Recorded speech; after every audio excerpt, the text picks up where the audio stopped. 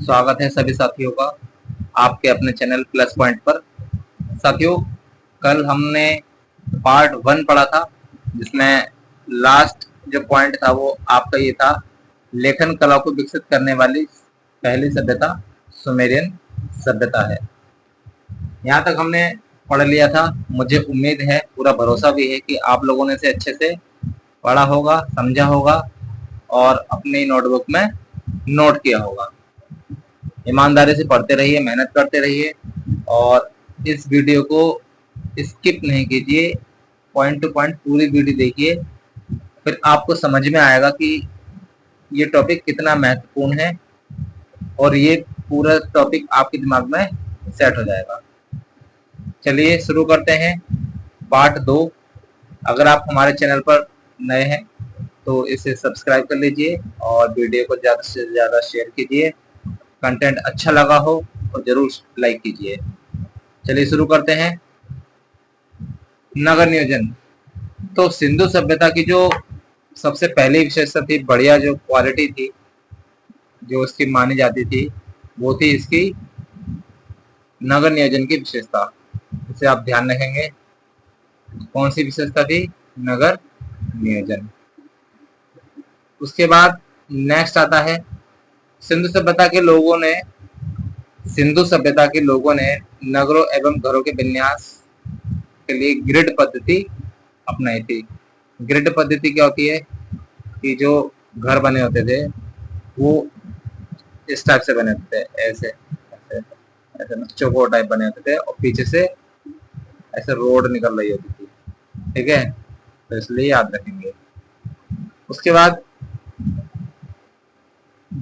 भवनों के दरवाजे व खिड़कियां सड़क की ओर न खुलकर गलियों की ओर खुलते थे। ये आप याद रखेंगे। जो घर होते थे उनके दरवाजे व खिड़कियां जो थी वो सड़क की ओर नहीं खुलती थी, बल्कि वो गलियों की ओर खुलती थी। लेकिन जो हमारा नगर था, एक लोथल नगर, इसके दरवाजे मुख्यतः सड़क की ओर खुलते थे। आपसे पूछेगा निम्नलिखित में से किस नगर के दरवाजे मुख्य सड़क की ओर खुलते थे, तो आप इसे याद रखेंगे, लोथल नगर के। अगला पॉइंट आता है, सिंधु सभ्यता के नगरों में जल निकास हेतु सड़कों के नीचे मोरियां बनी थी। मोरियां मतलब जो मेन होल होता है। आज के टाइम में आपने अपने आसपास देखा होगा कि सड़क के नीचे मेन होल बने होते हैं और नीचे एक लाइन जा रही होती है जिसमें से सारा सीवेज जमा होता रहता है और मेन एक पॉइंट पर वो जाकर मिल जाता है। तो इसी प्रकार सिंधु सभ्यता के नगरों में जो जल निकास के लिए क्या होता था, सड़कों के नीचे क्या बनी होती थी? मोरियां बनी होती थी। ठीक है, इसे आप लोग याद रखेंगे। नेक्स्ट पॉइंट है कृषि। सिंधु सभ्यता के जो लोग थे वो गेहूं, जौ, मटर और राई आदि अनाज पैदा करते थे। सबसे पहले कपास जो उत्पादन किया गया, सबसे पहले जो कपास उत्पादन किया गया वो सिंधु सभ्यता के लोगों के द्वारा किया गया। ये बहुत ही इंपॉर्टेंट पॉइंट है, इसे आप याद रखेंगे। जो कपास का उत्पादन है वो किसने किया? सिंधु सभ्यता के क्षेत्र में हुआ, वहां के लोगों द्वारा किया गया। और कपास का उत्पादन सिंधु क्षेत्र में हुआ। कपास का जो उत्पादन हुआ वो सिंधु क्षेत्र में हुआ, इसलिए यूनान के लोग इसे सिंडन कहने लगे। क्या कहने लगे?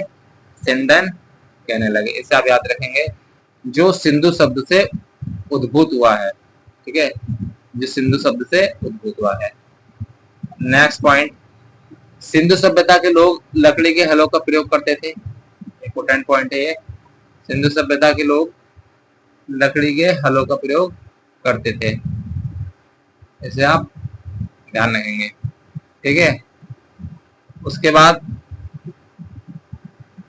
सिंधु सभ्यता में नहर या नालों से सिंचाई होती थी। उस समय ट्यूबवेल नहीं थे और जो सिंचाई वगैरह जब होती थी वो नहर व नालों से होती थी। अब मैंने आपको बताया था कि कोई भी चीज जहां से मिलती है उसका स्थान हमें जरूर याद रखना है। तो बाजरे के दाने आपसे पूछेगा, बाजरे के दाने ये कहां से मिले हैं? आपके लोथल से मिले हैं। कहाँ से मिले हैं? लोथल से। उसी प्रकार सिलबट्टा, सिलबट्टा ये कहाँ से मिला है? ये मिला है मोहन जोदड़ो से। इसे आप याद रखेंगे। उसके बाद अगला पॉइंट है, सिंधुवासी भोजन को मीठा बनाने के लिए शहद या खजूर का प्रयोग करते थे। याद रखेंगे आप, शहद और खजूर का प्रयोग करते थे। तौल की इकाई संभवतः 16 के अनुपात में थी। ये आप याद रखेंगे, किस अनुपात में थी? 16 के अनुपात में थी। ऑप्शन में आपको 4 भी देगा, 8 भी देगा, 2 भी दे सकता है, 16 भी देगा। आप 16 पर ही टिक लगाकर आएंगे, ध्यान से पढ़ेंगे तभी। उसके बाद मोहनजोदड़ो से सीप का बना तथा लोथल से हाथी का दांत का बना एक मापक प्राप्त हुआ है, स्केल जिसे बोलते हैं। तो मोहनजोदड़ो से किस चीज का किस चीज से बना स्केल प्राप्त हुआ है? सीप का बना। ये आप लोग याद रखेंगे, सीप का बना कहां से? मोहनजोदड़ो से। और जो हाथी दांत का बना है वो कहां से मिला है? वो लोथल से मिला है। इसे आप याद रखेंगे। चलिए अब आते हैं सिंधु सभ्यता के बारे में इंपॉर्टेंट पॉइंट। सिंधु सभ्यता का राजनीतिक संगठन स्पष्ट नहीं था। संभवतः वह धनिक वर्ग के हाथ में था। ये आप याद रखेंगे। सिंधु सभ्यता के लोग सूती वस्त्र व ऊनी वस्त्र का प्रयोग करते थे। कैसे वस्त्र का प्रयोग करते थे? सूती व ऊनी वस्त्र का प्रयोग करते थे। सिंधु सभ्यता के लोग, स्त्री हो चाहे पुरुष, आभूषण पहनते थे। और इस समय का जो मनोरंजन का साधन था वो था मछली पकड़ना, पशुओं का शिकार करना और पशु पक्षियों को आपस में लड़ाना, और खेल कूद नृत्य भी इनके मनोरंजन का प्रिय साधन था। आपसे पूछेगा इस काल का महत्वपूर्ण और सबसे प्रमुख खेल कौन सा था? तो आप याद रखेंगे वो था पासा। कौन सा था? पासा। ठीक है, फिर नेक्स्ट पॉइंट पर आते हैं। नेक्स्ट पॉइंट है दैमावाद। ये महाराष्ट्र में है यह स्थान। दैमावाद से रथ चलाते हुए मनुष्य की आकृतियां प्राप्त हुई हैं।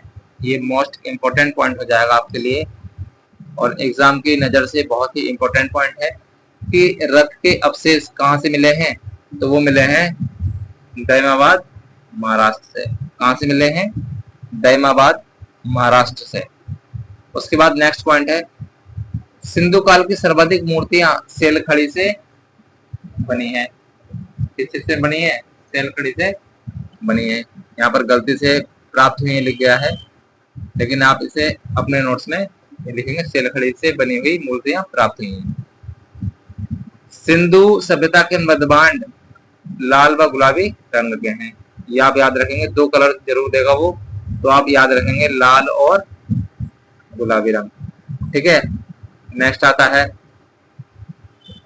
लोथल कालीबंगा बनावली के पुरा स्थलों से अग्निकुंड अथवा यज्ञ वेदियों के साक्ष्य भी मिले हैं। इसे आप पढ़ लेंगे। सिंधु सभ्यता में अंत्येष्टि संस्कार की 3 विधियां प्रचलित थी, पूर्ण समाधिकरण, आंशिक समाधिकरण व दाह संस्कार। इसे आप पढ़ लेंगे। जो सामान्यतः सबों को दफनाने की जो क्रिया थी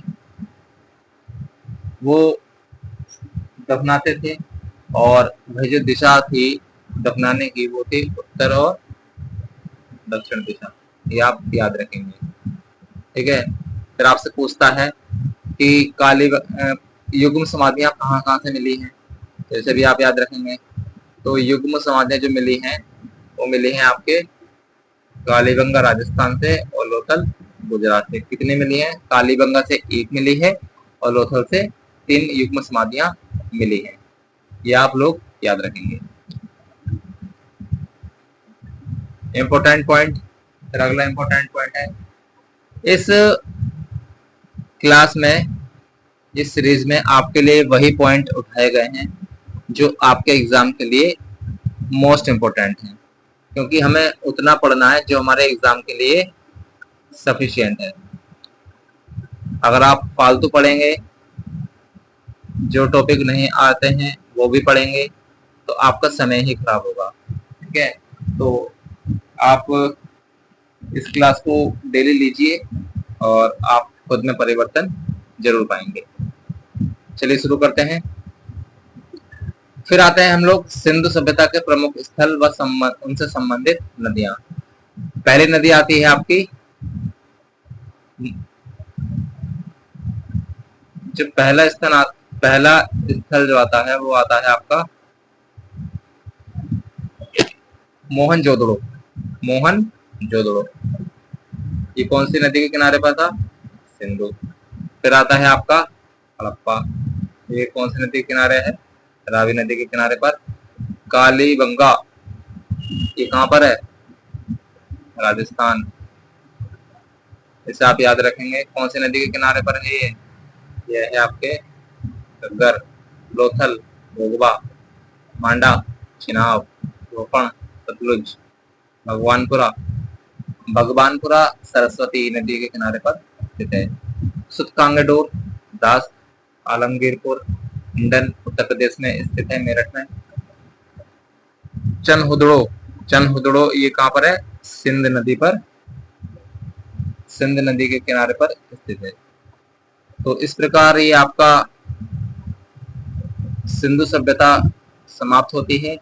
मुझे उम्मीद है आप लोग इस वीडियो को पूरा देख रहे होंगे और अपने नोट्स में इन पॉइंट्स को नोट करेंगे और अपने आने वाले एग्जाम को अच्छा बनाएंगे। तो आप लोग इस चैनल पर नए हैं तो इस चैनल को सब्सक्राइब कर लीजिए, जिससे कि आने वाली वीडियो में आपको नोटिफिकेशन मिलता रहे। और कंटेंट अच्छा लगा हो तो लाइक कीजिए, लाइक जरूर कीजिए अगर आपको कंटेंट अच्छा लगा है तो। और ज़्यादा से ज़्यादा वीडियो को शेयर कीजिए और चैनल को सब्सक्राइब कीजिए। ठीक है, और मेहनत करते रहिए, ईमानदारी से मेहनत कीजिए। चलिए इसी बीच मैं अपनी क्लास को समाप्त करता हूँ। नमस्कार, धन्यवाद।